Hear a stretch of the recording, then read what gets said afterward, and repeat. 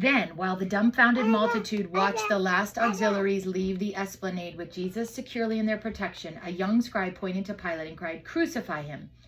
A blood-curdling yell arose as the people, now a lynch mob, stormed up to the tribunal from all sides and tore into Pilate before any of the palace guards could assist him, pummeling his head and body and lacerating his flesh. Pontius Pilate was dead even before he could be hoisted onto a crude cross fashioned by the mob from scrap timbers. With a muted scream, Procula awoke from her grisly nightmare, that moment of truth and grotesque fantasy of which morning dreams are made.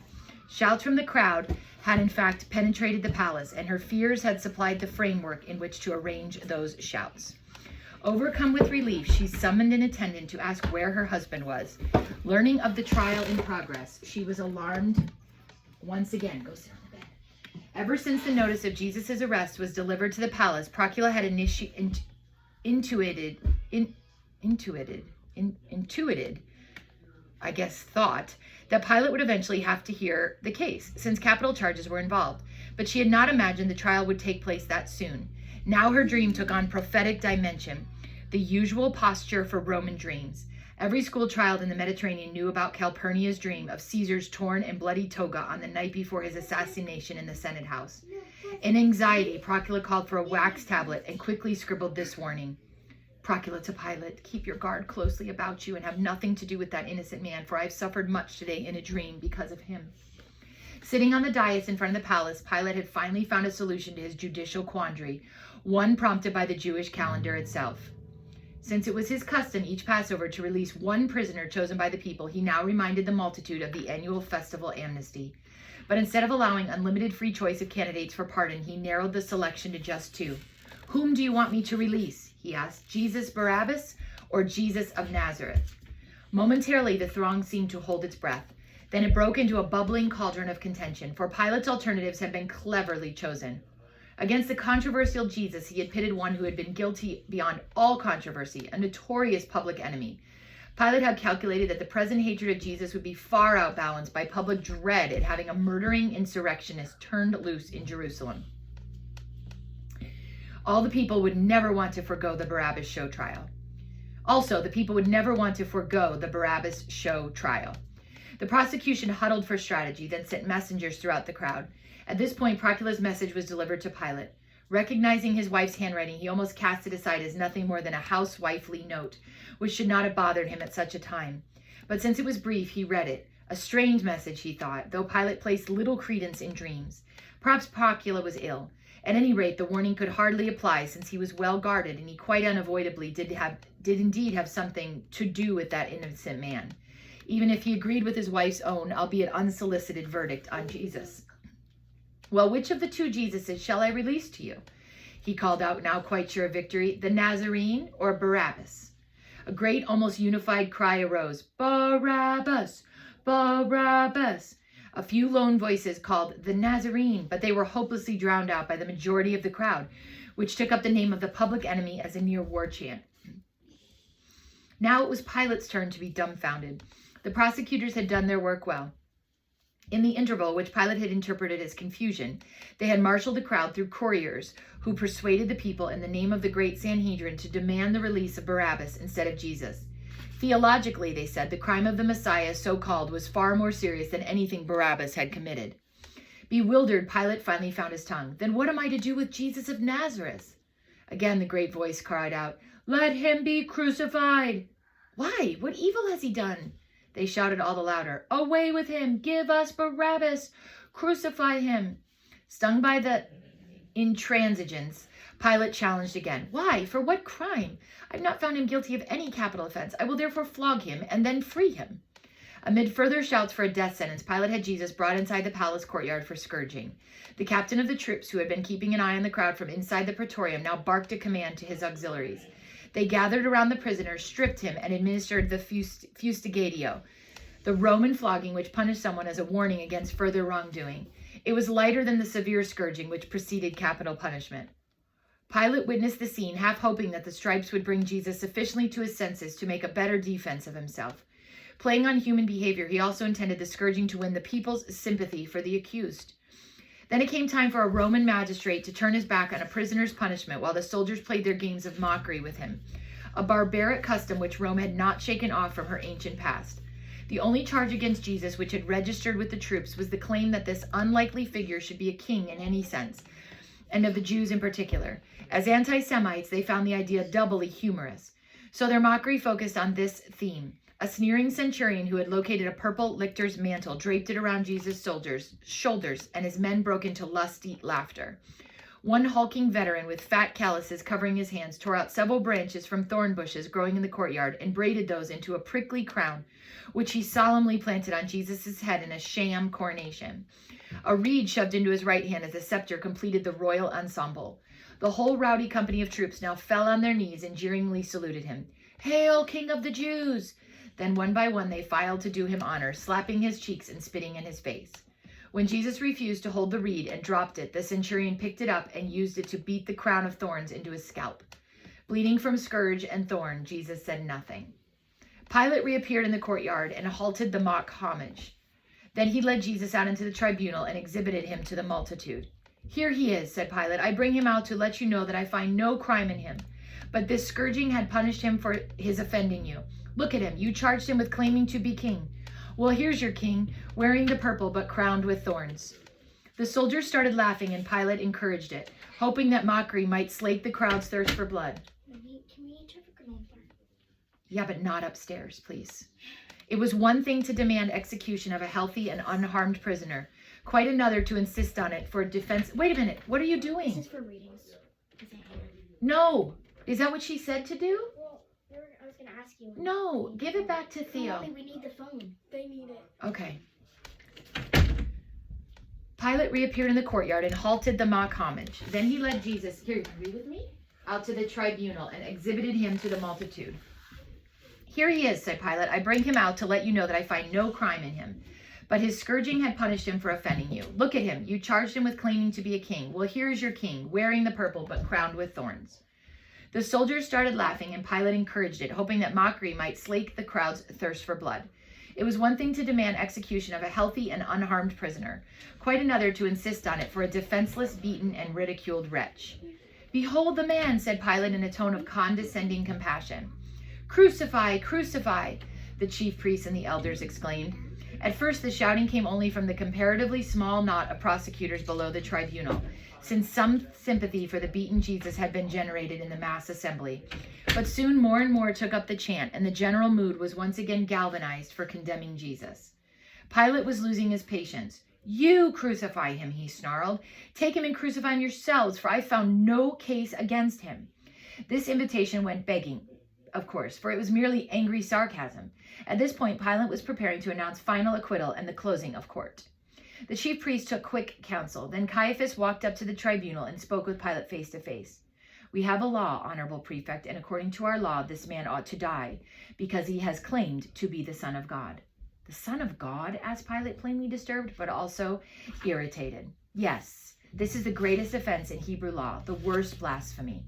While a ripple of superstition was aroused in Pilate by the new information, this juridical sense was infuriated.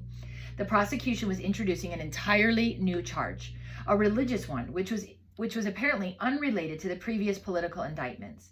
In fairness to the judge, the court, and the defendant, it should have been cited much earlier. However, Pilate understood why it had not been. The Sanhedrin feared that he would not adjudicate in matters religious. Now, however, backed against the wall by his refusal to condemn, the prosecution was honest enough to supply what had undoubtedly been their main charge against Jesus at the Sanhedrin hearing.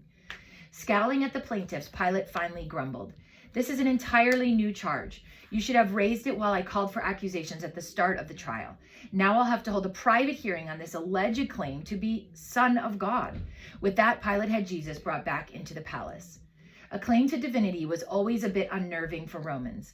Fundamentally, they were a rather religious, or at least superstitious breed, even if, like Pilate, they thought themselves enlightened skeptics. He began his careful probe into Jesus' alleged claims to divinity with a frankly metaphysical question. "Where have you come from?" Jesus did not reply. "You won't speak to me? Don't you know that I have the authority to release you or to crucify you?" Jesus replied, "You have no authority at all over me, and if it had not been given to you from above. Therefore, the prosecution has the greater sin." The inscrutable language, the reference to higher, possibly fatalistic powers, for which he was evidently a tool, convinced Pilate that further conversation with Jesus would lead nowhere. The man seemed resolved not to enter any defense for himself. Pilate left Jesus inside the praetorium while he returned to the tribunal. He then realized that for the second time, Jesus had in fact mentioned something in his defense. It was only a sentence. Like the first occasion, my kingship is not of this world. He had said, the prosecution has the greater sin. The last word also meant failure or error, Pilate knew. And clearly, Jesus also knew that the legal process now taking place was sin, error, failure. Pilate's conscience would not allow him to condemn an innocent man, so he now renewed his efforts to release Jesus despite the uncompromising attitude of the people. He wondered to what extent they were a hired claque, rounded up by the prosecution. The prefect of Judea cajoled, debated, argued, and finally threatened. The prosecution countered that because this was a case involving religious offense. Because this was a case involving a religious offense, Pilate need not have reopened the trial. He should simply have countersigned the execution order of the Sanhedrin, for it had supreme jurisdiction over all religious questions affecting Jews. If Rome had not removed the jus gladii from that body, the prefect would not have even had the unpleasant task of trying to fathom Jewish law to understand why such supreme blasphemy could be punished only by death. Pilate found it difficult to answer that argument. He had private reservations about the motives which led Caiaphas and the priests to seek Jesus' death. To what extent were they based on the alleged blasphemy? Or did they stem also from envy at Jesus' success? Or was this merely a case of retaliation from his attacks on them? But it was impossible to debate such motives publicly, for that would have impugned the veracity of the Jewish authorities before their own people, an offense which would have terminated Pilate's usefulness in Judea. It was while he was hesitating that the leaders of the prosecution pressed their final attack. Rabbi Ananias was chosen to voice decisive appeal. Noble prefect, he said, our very beliefs, our way of life, our religious future are at stake in this trial. If this deceiver is released, he will subvert our nation and also our most holy faith. If such cardinal blasphemy, which we have all heard with our own ears, is not punished, then Israel is lost. However, Tiberius Caesar has charged you to uphold all our religious customs. He paused to lend emphasis to what would follow, raising his voice at the same time. Therefore, if you let this man go free, you are not Caesar's friend. Furthermore, anyone who would make himself a king treasonably defies Caesar. There it was, a linking of the religious and political charges against Jesus raised to the highest level of appeal, that of the emperor himself. Pilate was beaten. He had lost. The priests were victorious, though it took him some moments to recognize the fact in its fullness. Pilate glanced down at the gold ring of Caesar's friend, which Tiberius had sent him upon embarkation at Puteoli. With his thumb, he twirled it around his finger, the symbol of an amicus Caesaris, with all rights and privileges pertaining thereunto. The significance of the ring was not lost on the brilliant Ananias, who had focused on it while making his statement. Release Jesus, and the ring would surely be plucked from Pilate's finger, with all the attendant indignities and loss of status. Yes, that was it. Call it political blackmail or just strategic threat, but Ananias' statement could be translated in only one way. If you free this man, the Sanhedrin will send a delegation to Tiberius to bring the following 2 charges against you. 1, disobedience to the emperor and failing to uphold Jewish law. And 2, criminal neglect of duty for failing to punish someone who committed maestas in setting himself up as a subversive counter-king to the Roman emperor. Considering Pilate's probationary status ever since the fall of Sejanus and his various troubles with the Jews, such a dual arraignment before Tiberius could lead to loss of office, political career, or even life itself, if the charge of treason were sustained. Fantasy? Hardly. If the Judean authorities had complained to Tiberius about something so minimal as a few gilded shields, they would most certainly appeal to him in a matter they obviously considered of much greater import. The trial was over. It was getting late in the morning. The sun was hot. Pilate wanted to have done with the sorry affair. He ordered the prisoner brought out of the palace for sentencing. His practical Roman mind did remind him that there was one alternative to sentencing an apparently innocent man to save oneself: acquitting Jesus and sacrificing himself. Pilate canvassed history to see if any man, were he in this situation, would so immolate himself on the altar of principle. Possibly the blind Appius Claudius, or crusty old Cato from Rome's heroic past. Perhaps Socrates. No, even these idealists would have surrendered their lives for some cause higher than one visionary and unfathomable prisoner, a man seemingly so resigned to death that he made no defense for himself. Whenever one acts in opposition to conscience, several justifying crumbs are usually thrown in its direction to ensure peace of mind. While preparing as grateful an exit as possible for himself, Pilate gathered his crumbs. The first would be that he would continue to defend Jesus until the end. So when the prisoner, still dressed in purple and thorns, was brought out for the last time, Pilate announced, "Here is your king." It was more of the same defensive mockery which might yet wring some kind of sympathy from the people. A smallish scribe, hatred twisting his features, clenched his fist at Jesus and cried, "Away with him! Away with him! Away with him!" The mass responded, "Crucify him!" "Shall I crucify your king?" "We have no king but Caesar." The chief priests objected, thus appearing to be even more loyal to the emperor than Pilate, the representative. It was a shrewd underscoring of their latest threat. Another self-justifying gesture Pilate found in Roman law. Those who did not defend themselves in Roman trials were usually given 3 opportunities to change their minds before sentence was pronounced. And so Pilate asked, "Jesus of Nazareth, have you anything to say in your defense?" Jesus did not reply. He was bleeding, perspiring, and apparently weakening physically. "Jesus of Nazareth, do you have anything to say in your defense?" No response. And a third time Pilate asked the prescribed question, but heard no reply. Legally and judicially, he could now hope to salve his conscience. Since there was no defense, he had no alternative but to convict. Pilate's temporizing was cut short by the multitude. Simmering under the sun, they were not restive and impatient by now, each contributing to an aroma of sweat which hovered over the palace plaza. For almost 3 hours they had stood watching one man defy their will and that of the great Sanhedrin. Some young firebrands had started mixing catcalls with the shouts for crucifixion, and several were screaming obscenities at Pilate. Isolated scuffles had broken out between auxiliaries and people at the edge of the esplanade. Demands for crucifixion were droning to a sickening crescendo, as if the crowd were trying to change Pilate's mind by the sheer force of sound itself. The palace square was a writhing mass of shaking fists. Some of the people were holding their arms straight out in cruciform fashion while yelling, "Crucify!" So Pilate would not miss the message. All the storm flags indicating the approach of a full-dress uproar were being hoisted.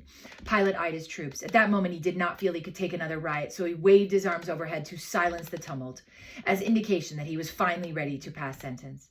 He had a golden basin of water brought out to the tribunal, and then he announced, "Hear me, men of Israel. This court cannot pronounce Jesus of Nazareth guilty, but because your great Sanhedrin has condemned him to death, and since the Roman prefect must respect and protect Jewish religious law, the prisoner will be crucified." A great roar of approval filled the air, and when it finally subsided, Pilate, in full view of the multitude, washed his hands in the basin. "My hands are clean of this man's blood," he said. "His blood be on us and our children," the people cried, using the words of the Old Testament formula to assume accountability for themselves. Pilate dried his hands. With inner revulsion, he ordered the release of the murderous insurrectionary Barabbas. Then he looked at Jesus, and in Latin he told the sentry of the guard, "Let him be crucified." The soldiers took the condemned man into the courtyard, stripped off the purple cloak, and after additional mockery, dressed him in his own clothes again. Then they made him shoulder the patibulum, a wooden transverse beam, which to form the cross would be fastened to one of the upright stakes already standing at Skull Palace. So it's just the T of the cross of the T. A contingent of Pilate's auxiliaries led Jesus out of the palace esplanade and directly north to Golgotha.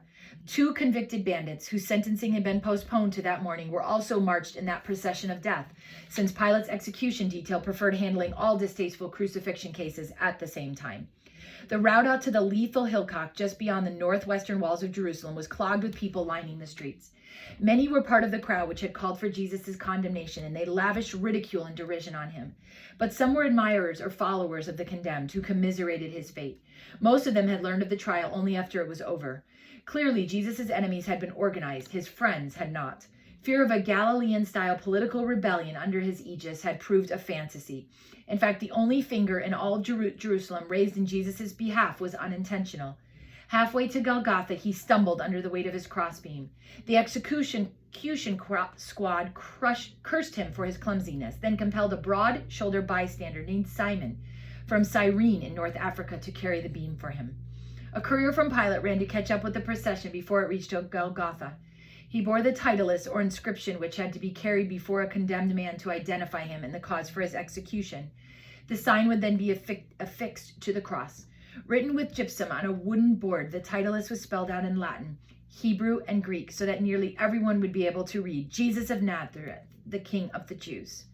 Pilate had barely returned inside his palace when several of the chief priests asked to see him. What now? He demanded. The title is, sir, it should not read the King of the Jews, but he claimed to be King of the Jews. What I have written, Pilate stalked off, leaving the priest standing at the door. There would be no further capitulation to the Sanhedrin, giving the Sanhedrin what they wanted. Actually, Pilate had chosen the wording of the title as for a purpose. There was subtle sarcasm, to be sure, directed less at the crucified and more at the crucifiers. Jesus rate such a king as this was one clear implication.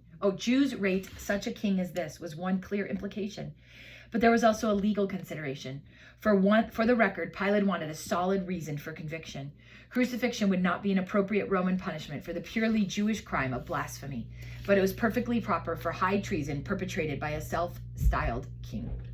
In his office at the Herodian palace, Pilate dictated a memorandum to one of his aides which would explain the legality of Jesus' case for his records. Form of trial, investigation of the prefect. Advisors or jury, none. Sentence, crucifixion. Stated basis of sentence, constructive treason, implied maiestas, which is I am God. Secondary basis of sentence, endorsement of Sanhedrin's conviction of Jesus on a capital religious offense. Appeal, none. The convicted was not a Roman citizen. That's the end of chapter 18.